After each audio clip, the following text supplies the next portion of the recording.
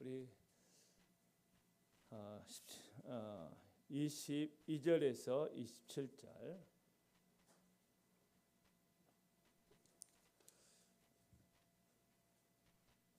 우리 함께 합독하겠습니다.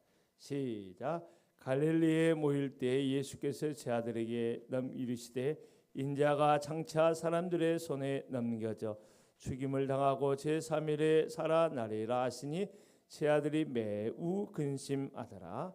가버나움에 이르니 반세기를 받는 자들이 베드로에게 나와 이르되 너의 선생은 반세기를 내지 아니하느냐.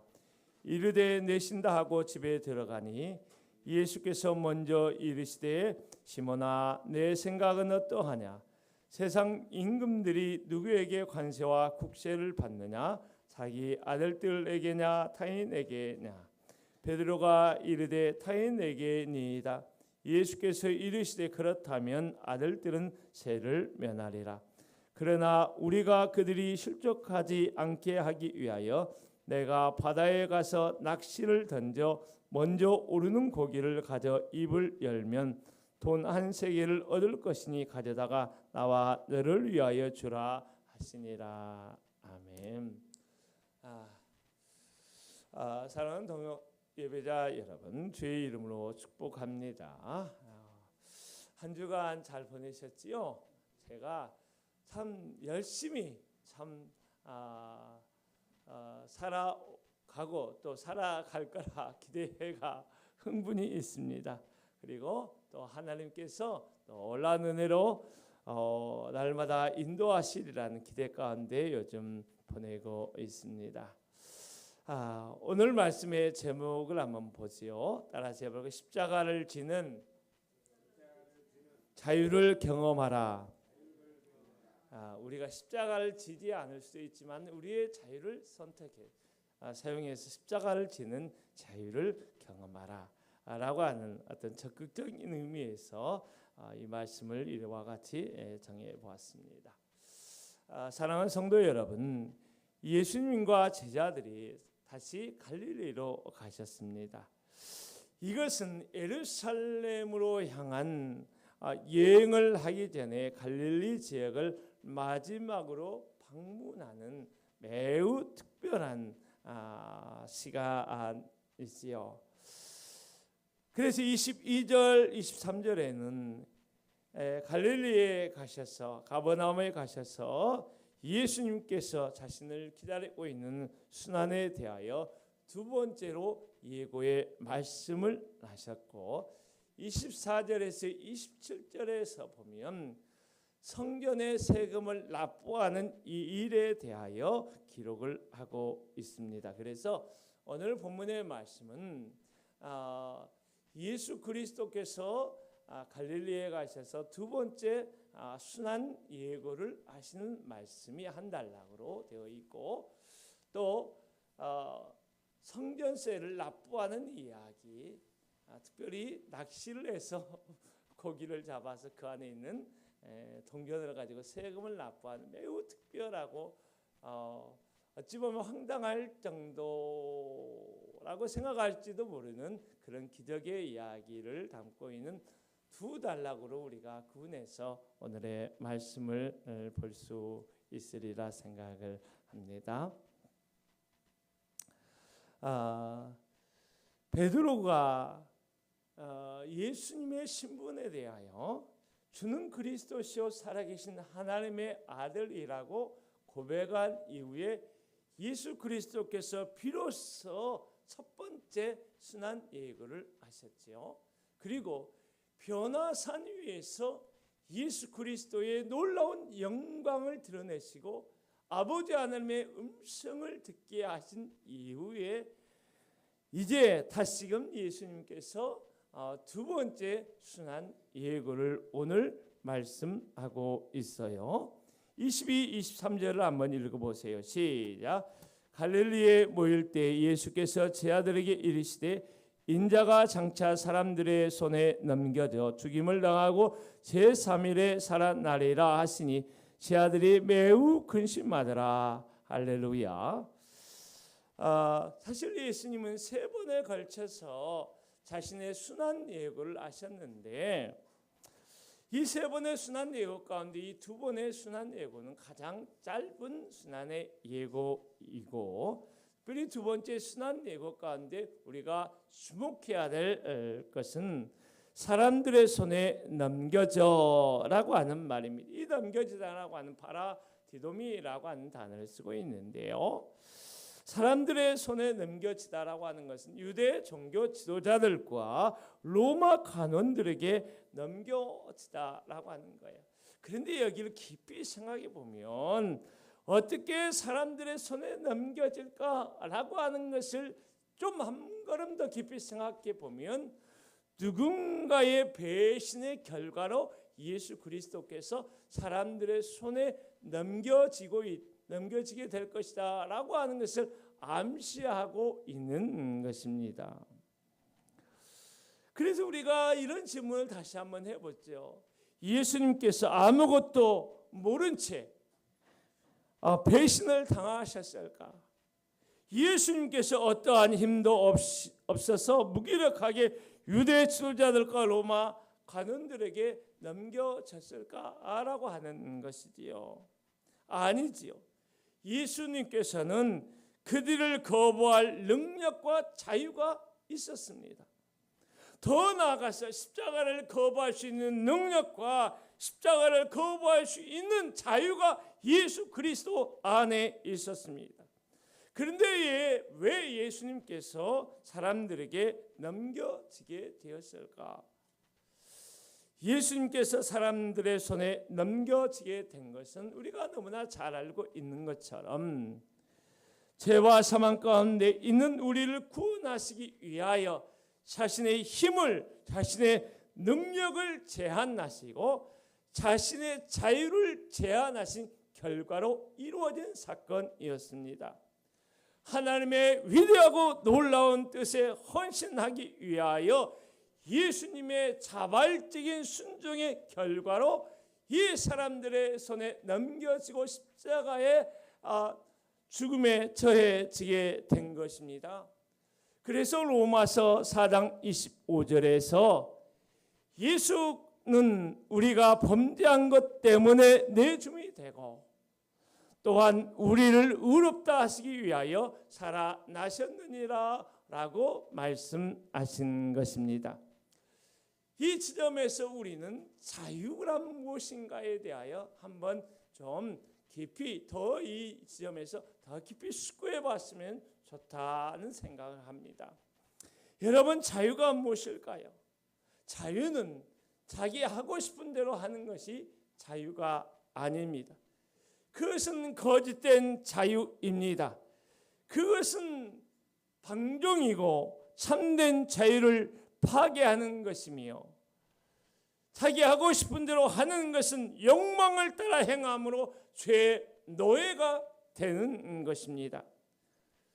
성경에서 자유를 이야기하는 구절을 좀 세 가지만 들어보려고 합니다. 첫 번째는 진리를 알지니 진리가 너희를 자유케 하리라 말씀하셨습니다. 자유는 어디에서 시작이 되는 것일까요? 진리를 아는 데서 시작이 되는 것입니다. 어떤 누군가 만들어 놓은 인간의 수고로움에서 자유가 시작이 되는 것이 아니라 진리를 아는 데서 인간의 자유가 시작이 된다라고 하는 것입니다. 고린도전서 3장 17절에 보면 주는 영이시니 주의 영이 계신 곳에는 자유가 있느니라. 성령의 거룩한 임재가 있는 곳에 진정한 자유가 있는 것입니다.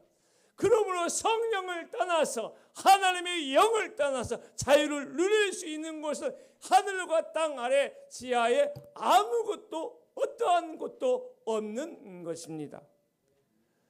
갈라디아 5장 1절에서 그리스도께서 우리를 자유롭게 하려고 자유를 주셨으니 그러므로 굳건하게 서서 다시는 종의 멍에를 매지 말라 말씀하셨는데요. 자유는 세상의 혁명을 통하여 얻어지는 것이 아닙니다. 자유는 인간이 수고로 만들어내는 것이 아닙니다. 자유는 오직 십자가에서 예수 그리스도께서 죽음의 대가로 우리에게 주신 것입니다. 우리가 잘 알고 있는 것처럼 자유는 공짜가 없다라고 하잖아요. 자유는 예수 그리스도의 피 흘림의 대가로 우리에게 주어진 것입니다.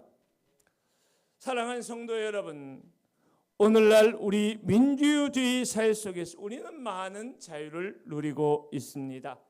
자유에 대해서 여러 가지 열거하지 않더라도 예를 들어서 거주 이전의 자유, 집회 출판의 자유, 여러 가지 자유들을 많이 누리고 있습니다. 그럼에도 불구하고 오늘날 우리 대한민국 사회 속에서 자신이 힘이 있다고 해서 다른 사람의 자유를 억압하는 일이 참 많다라고 하는 생각을 요즘 많이 합니다. 자신의 권력을 향한 욕망을 이루기 위하여 자신의 힘을 제한하지 않고 무절제하게 사용함으로 공동체를 위기로 몰고 가는 경우가 참 많이 있다는 것입니다. 그것은 참된 자유를 누리는 사람이 해야 할 바가 아니고 참된 민주주의 사회 속에서 자유시민으로서 행할 바도 아닌 것입니다.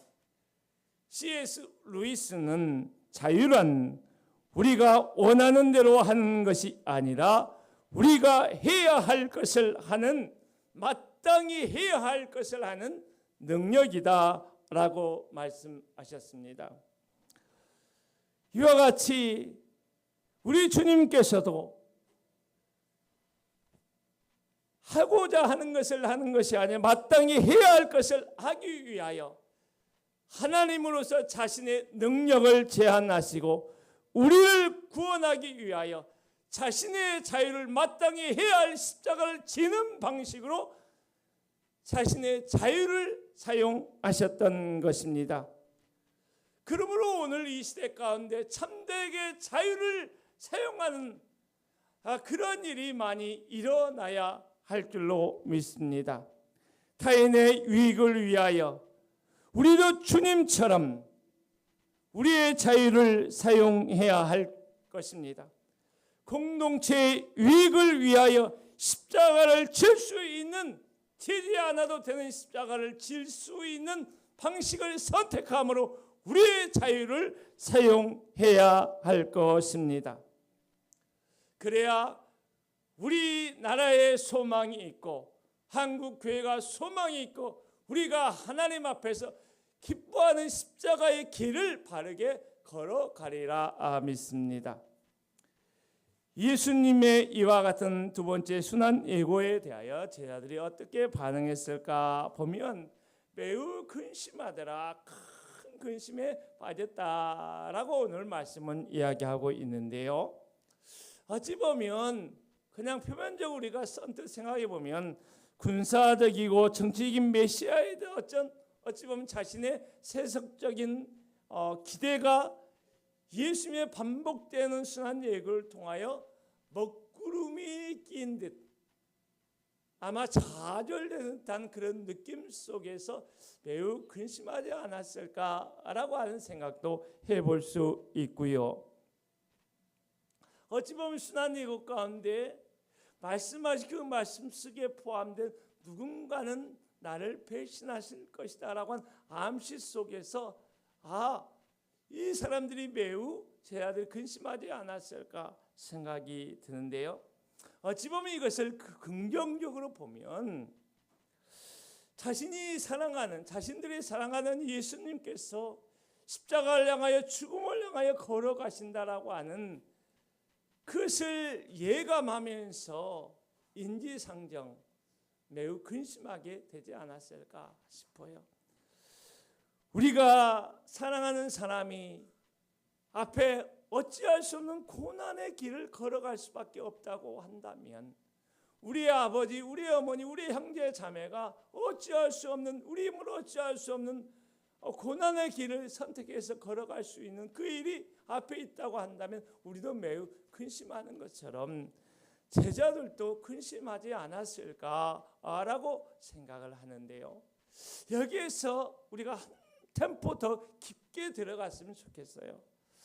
적어도 예수 그리스도를 믿고 시퍼렇게 살아계신 하나님을 신뢰하고 우리의 걸어가는 길에 하나님께서 늘 함께 하신 그 하나님을 신뢰하고 신앙하고 나간다고 한다면 우리는 더 깊이, 더 넓게, 더 멀리 볼 수 있는 그런 사람이 되어야 하지 않을까 생각합니다. 특별히 예수 그리스도의 고난 속에 있는 하나님의 뜻을 볼 수 있어야 되지 않을까 생각합니다. 자신의 고난 속에 있는 하나님의 뜻을 더 깊이, 더 넓게, 더 멀리 볼 수 있는 좀 눈이 열어져야 되지 않느냐라고 하는 것이에요. 그것이 서로 죽음이라 할지라도 지금 넘어서 부활을 바라볼 수 있고 부활을 기대할 수 있는 마음이 일어나야 되지 않느냐라고 하는 것입니다. 어찌 보면 제자들이 반복적으로 자신의 순환에 대해서 이야기하는 것은 이 순환을 통해 너희들 걱정하라, 근심하라, 절망하라, 낙심하라 이렇게 하는 것이 아니라 죽음을 넘어서 부활을 이 고난 속에서 바라보고 기대하고 낙심하지 않게 하기 위하여 이 말씀을 하지 않았을까 싶어요. 그러므로 우리가 당하는 여러 고난 속에서 더 깊이, 더 넓게, 더 멀리 바라볼 수 있는 영안이 열리기를 원합니다. 고난 속에서 예수 그리스도의 부활을 바라볼 수 있는 놀라운 믿음의 비약이 일어나기를 원합니다. 미국 조지아주 센트럴 대학교 신약 교수로 있는 우리 한국인 최갑종 교수는 이런 이야기를 했습니다. 죽음이 끝이 아니며 우리를 궁극적으로 갈라놓을 수 없음을, 죽음 뒤에 반드시 부활이 있다는 사실을 확신하는 이것이 기독교의 신장이다. 할렐루야. 이런 이야기를 했는데요. 제가 참 멋있다. 우리의 심장이 다시금 고동치게 하자. 할렐루야. 그런 어떤 바람이 내 안에서 일어났습니다. 우리 안에 기독교의 심장이 요동치는 소리를 다시 듣게 하자. 작은 일에 너무 염려와 근심에 빠지지 말고 죽음을 넘어 영원한 부활을 바라보면서 오늘 우리 모두가 인내할 수 있기를 주의 이름으로 축원합니다. 우리 두 번째 성전세를 납부하신 예수님의 이야기를 한번 살펴보지요. 여러분, 세금에 관련한 이야기를 하면 우리가 뭐가 생각이 나나요? 퍼뜩 우리가 스치는 것이 마태복음 22장 21절에 있는 말씀이에요. 가이사의 것은 가이사에게, 하나님의 것은 하나님께 바치라. 어떻게 이런 말씀, 너무나 은혜로운 말씀이죠. 가이사의 것은 가이사에게, 하나님의 것은 하나님께. 그런데 오늘 본문에서도 제가 그동안 성경을 읽어가면서 많이 깊이 주목하지 않았던 성전에 바치는 세금을 납부하는 예수님에 대한 이야기를 오늘 나오는데, 보통 설교하는 목사님들이 이 본문을 설교하지 않고 많이 그 99% 건너뛰게 되는 경우가 많은데요. 사실 이 말씀은 여러분 마태 사도만 기록한 말씀입니다. 왜 그랬을까? 특별히 마태 사도가 전직이 뭐였죠? 세금을 걷는 세리였어요. 그래서 세금 문제에 관해서, 돈 문제에 관해서 굉장히 관심이 많았어요. 그런데 사실은 더 중요한 이유 가운데 한 가지는 사실 마태가 사역하고 있는 마태 공동체 안에 이 세금 납부의 문제가 큰 이슈, 아주 절박한 이슈로 자리 잡고 있었기 때문에 지금 이 말씀을 기록했다라고도 볼 수가 있는데요. 이 말씀은 잠시 후에 더 이야기하기로 하고 24절 26절 한번 읽어보지요. 다 같이 시작. 가버나움에 이르니 반세겔 받는 자들이 베드로에게 나와 이르되 너의 선생은 반세겔을 내지 아니하느냐. 이르되 내신다 하고 집에 들어가니 예수께서 먼저 이르시되 시몬아 내 생각은 어떠하냐. 세상 임금들이 누구에게 관세와 국세를 받느냐? 자기 아들들에게냐 타인에게냐? 베드로가 이르되 타인에게니이다. 예수께서 이르시되 그렇다면 아들들은 세를 면하리라. 할렐루야. 여러분 여기를 한번 보십시오. 여기에서 두 번의 대화가 있습니다. 첫 번째 대화는 뭐죠? 세금을 걷는 사람과 베드로와의 대화가 있고, 두 번째는 집에 들어갔을 때 베드로와 예수님과의 두 번에 걸친 대화가 있습니다. 첫 번째 대화를 보시면 세금을 걷는 사람이 찾아와서 베드로에게 말했죠. 뭐라고 했을까요? 너희 선생은 세금을 내지 않느냐라고 물었을 때 예수님께 베드로가 세금을 낸다라고 이렇게 말하고 집으로 들어갔죠. 사실 유대 랍비들은 성전에 내는 세금에서 면제되었습니다. 그런데 예수님은 공식적인 랍비로 인준이 되지 않았어요. 그렇기 때문에 세금을 내야 하기 때문에 베드로가 내신다라고 들어가셨어요. 자, 두 번째 보면 베드로와 예수님의 대화가 있는데, 베드로가 집으로 들어오자 세금 문제 때문에 베드로가 고민하는 것을 먼저 아신 예수님께서 베드로에게 다가가 먼저 질문을 하는 거지요. 예수님께서 이렇게 질문한 거예요. 야, 임금이 자기 아들들에게 세금을 받아야 하는지 아니면 타인들 국민들에게 세금을 거둬야 되는지 네 생각에는 어떠하냐라고 질문을 한 거죠. 할렐루야. 여러분, 예수님은 맹목적으로 자기를 수용하기를 원하지 않고 생각하기를 기대했어요. 여러분, 우리 생각하는 신앙으로 건강한 신앙을 가집시다. 할렐루야. 맹목적인 신앙의 위험이 뭐냐면, 자기가 맹목적으로 이렇게 신앙하던 것, 믿던 것이 확 무너질 때 신앙 전체가 무너지고 삶 전체가 무너진 위기를 겪어요. 세상의 여러 도전들에게 유연하게 대처할 수가 없어요. 그래서 제가 굉장히 강조하는 것 가운데 생각하는 신앙, 고민하는 신앙을 좀 갖자는 거예요. 할렐루야. 그리고 젊은 청년들에게 너 좀 고민 좀 해라. 너 좀 고민 좀 해라. 하나님의 말씀의 가치, 성경적 가치와 비전을 가지고 이 시대를 어떻게 살아갈 수 있을지 고민 좀 해라. 이렇게 많이 도전하는데요. 우리 성도들도 그랬으면 좋겠어요. 고민이 없으면, 생각이 없으면 이 시대의 세파에 의해서 그대로 휩쓸려 갈 수가 없어요. 갈 수밖에 없어요. 세상의 가치 그대로 그냥 받아들일 수밖에 없어요. 한 걸음 딱 멈춰서서 이것이 맞느냐, 이것이 잘못된 거냐, 이것을 검증하고 이것이 하나님이 기뻐하는 것 아닌 것이나 생각을 하면서 갈 수 있기 때문에 건강한 신앙, 우리가 뿌리 깊은 신앙을 내려가지고 여러 가지 폭풍우가 몰려와도 요동하지 않는 거예요. 할렐루야. 그러므로 진짜 신앙은 아이고 좋아 밖에 하면서 아무 고민 없는 것이 아니라 고민하는 것. 이것이 믿음이 없는 것이 아니라 더 성숙한 차원의 믿음의 현장이라고 하는 거예요. 이 고민을 통하여, 질문을 통하여 믿음에 이르게 되는 것. 요동하지 않습니다. 어떠한 일에도 요동하지 않고 자기 생명을 걸고 주를 위하여 헌신할 수 있는데, 지금 베드로에게 먼저 예수님께서 생각하도록 질문을 던져주신 것입니다.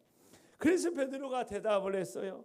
임금이 자신의 아들들에게 세금을 받는 것이 아니라 타인에게서, 백성들에게서 세금을 받는 것이 맞습니다. 예수님. 이렇게 대답하시자 예수님도 베드로의 생각에 동의해서 이렇게 말씀했어요. 임금의 아들들은 세금을 면하리라 라고 이야기를 했어요. 성전은 아버지 하나님의 것이고 예수님은 하나님의 아들입니다. 그렇죠? 그렇기 때문에 예수님이 아버지의 집 성전세를 납부할 의무가 없는 것입니다. 그런데 예수님께서 어떻게 하셨죠? 27절의 말씀을 한번 보세요. 다 27절 시작. 그러나 우리가 그들이 실족하지 않게 하기 위하여 내가 바다에 가서 낚시를 던져 먼저 오르는 고기를 가져 입을 열면 돈 한 세겔을 얻을 것이니 가져다가 나와 너를 위하여 주라 하시니라. 여기에서 중요한 말이 뭐냐면 실족하지 않게 하기 위하여.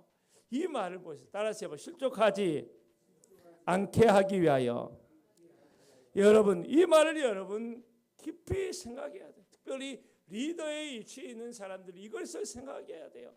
리더에 있는 사람들이 그냥 다른 사람과의 관계 생각하지 않고 나의 행위와 나의 말로 인해서 다른 사람이 상처받고 다른 사람이 실족하여 시험당하는 걸 생각하지 않고 이런 것이 맞는 말이기 때문에 무조건 말해도 된다라고 막 말하면 이거 옳은 것이기 때문에 무조건 이렇게 해야 된다 막 이렇게 이야기하면 다른 사람이 어떻게 할 수 있다? 실족할 수 있다는 것. 믿음이 없는 사람이 실족할 수 있다는 것이에요. 그래서 옳다라고 하는 옳음이 모든 덕을 세우는 것이 아니라고 하는 것을 리더는 잊지 말아야 하는 것입니다. 예수님은 성전세를 거두는 자들이 성전세로 인하여 실족하는 일이 있는 것이 원하지 않았습니다. 그들을 배려하는 마음에서 예수님께서 적극적으로 먼저 세금을 내시겠다 이와 같이 말씀하신 것입니다.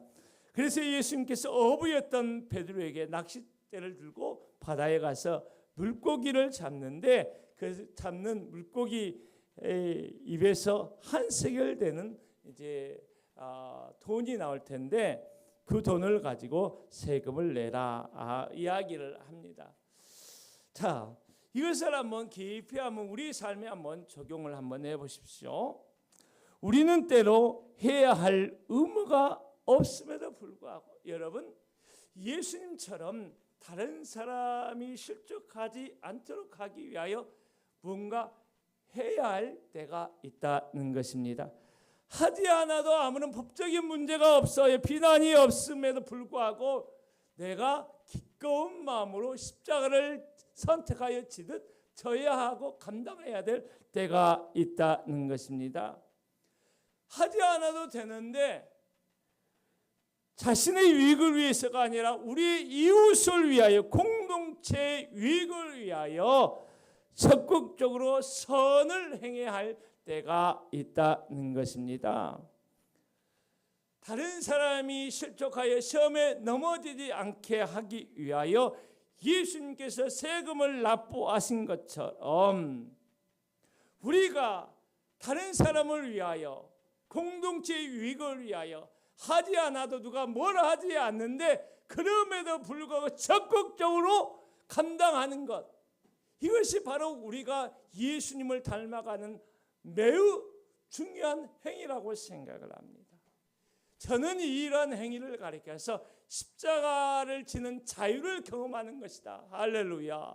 이와 같이 정리를 하고 싶어요. 그런데 여러분, 우리가 이 말씀을 좀 더 깊이 연구해 들어가면 굉장히 독특한 이야기를 우리가 들을 수가 있어요. 마이클 그린이라고 하는 분이 마태복음 강해 주석을 냈는데요. 거기에 보니까 굉장히 흥미진진한 내용을 소개하고 있어요. 이분이 무슨 말을 했냐? 이 말씀을 묵상하면서 이런 글을 남겼어요.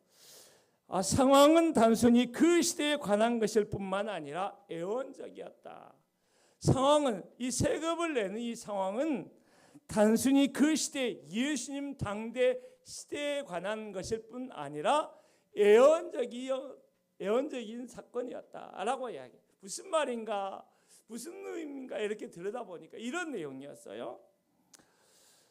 성전세를 납부하는 일은 예수님 공생의 마지막 기간에 있었던 사건이었을 뿐만 아니라 그 시간을 지나 마태 사도가 80년대 초에 이 마태복음을 기록하던 시대를 위한 예언적인 말씀이었다라고 하는 것입니다. 예루살렘 성전은 주 70년에 파괴되었어요. 그래서 유대인들은 성전이 파괴되었기 때문에 성전세를 내지 않아도 될 상황이었습니다. 그런데 로마 황제는 성전세를 내지 않아도 되는 유대인들에게 주피터 황제의 신전을 위한 신전세를 내도록 한 것입니다. 이방인 신전의 우상 숭배를 위하여 세금을 내라고 이렇게 하고 있는 이런 상황이 지금 벌어진 거죠.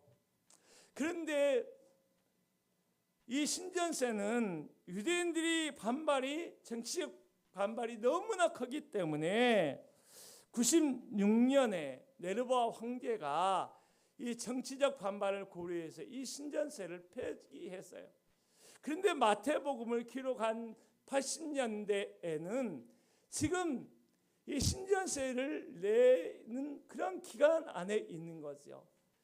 그래서 마태가 사역하고 있는 마태 교회 공동체 안에는 이 신전세를 우리가 내야 하느냐 내지 말아야 하느냐에 대한 어떤 이슈로 말미암아 극렬한 갈등 상황이 지금 있는 거예요.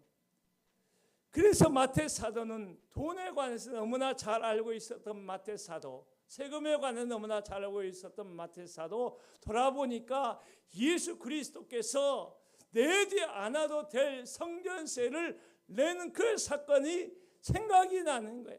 그래서 이 문제에 대한 답을 주기 위하여 마태 사도는 예수 그리스도의 성전세 납부 사건을 들어와서 지금 대답을 하고 있는 거예요.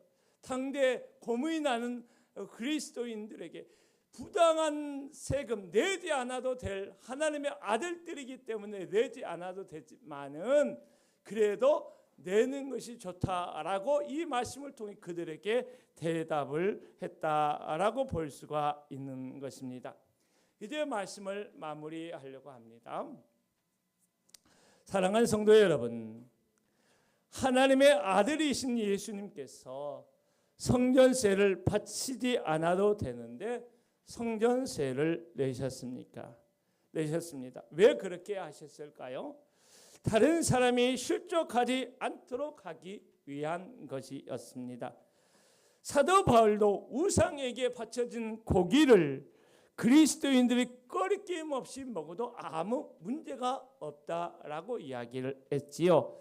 그런데 고린도전서 8장 13절에 만일 음식이 내 형제로 실족하게 한다면 나는 영원히 고기를 먹지 아니하여 내 형제를 실족하지 않게 하리라. 할렐루야.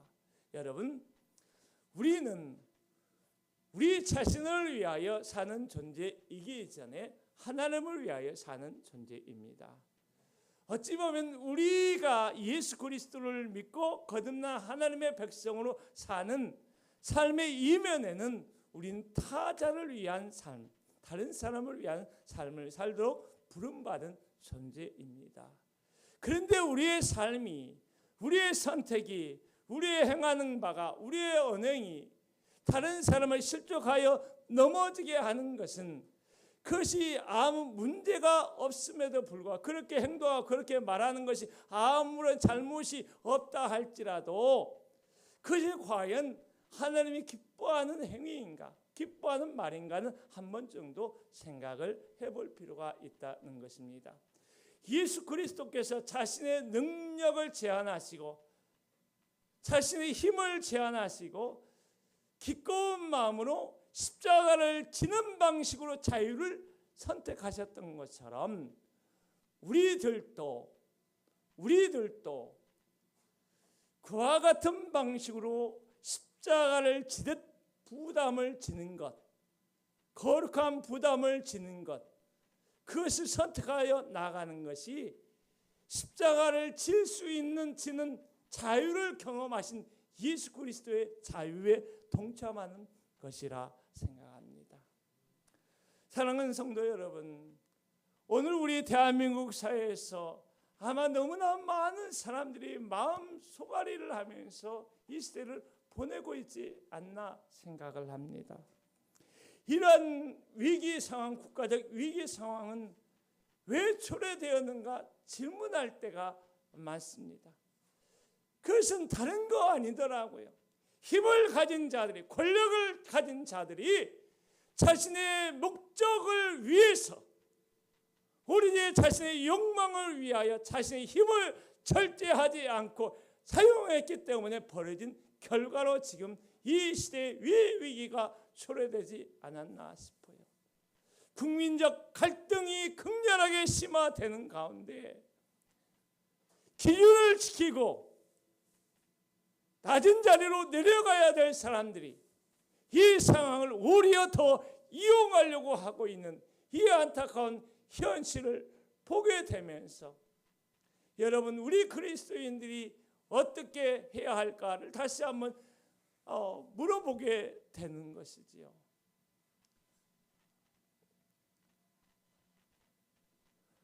다른 사람은 어찌하든지 간에 우리 그리스도인들은 이런 시대적 상황을 외면하지 말고 우리의 힘을, 우리의 가지고 있는 바를 다른 사람의 유익을 위하여, 공동체의 유익을 위하여, 국가사와 사회와 미래 세대를 위하여 십자가를 지는 방식으로, 섬기는 방식으로, 희생하는 방식으로 사용해야 되지 않을까 싶습니다. 이것이 주님을 따라가는 제자의 길인 줄로 믿습니다. 그러므로 우리가 처한 자리에서 우리 다 같이 우리에게 되어진 십자가를 지고 주님을 따라가는 자유로운, 참으로 자유로운 길을 걸어갈 수 있기를 주의 이름으로 축원합니다. 우리 찬양하고 예배를 마무리하도록 합니다. 우리 아름다운 우리 교회,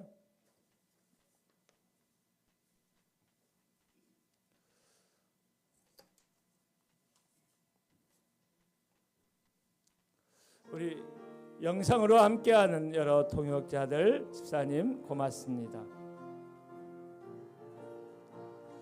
어둡고 냉랭한 이 땅 위에 밝은 등불을 비추며 참된 진리를 가르치는 아름다운 우리 교회요. 오, come 다 오라고 부르노라. 모두 다 같이 가보세. 참된 진리를 가르치는 아름다운 우리 교회요.